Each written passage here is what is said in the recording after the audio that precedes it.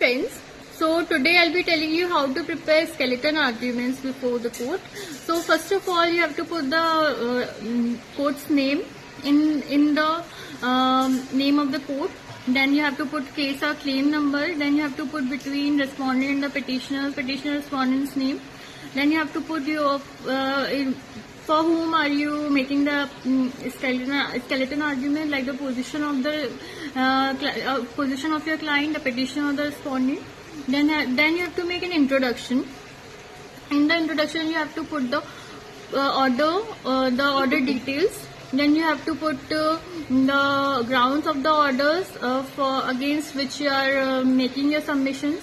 Then you have to put issues. Issues must be in brief, and if it's a complex case, then you have to put subheadings also.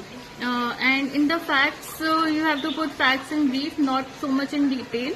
And then the law, in the law section, you have to put all your research, all your legal research, all your sections, all your case comments, all your case laws, commentaries, and everything. And then you have to put submissions. In the submissions, that's the main basis of your skeleton argument. When you are making the submissions, you have to keep in mind that you make your arguments very much precise manner, in a very much clear, focused, concise, and as simple as you can. And it must be understood to the court that what you are trying to say must be very much in a simple language, not in a very much high level English. That's not required.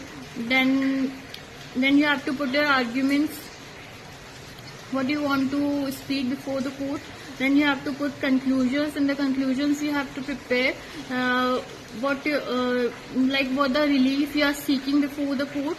So, and then you have to put your name, your work location. Okay, thank you so much.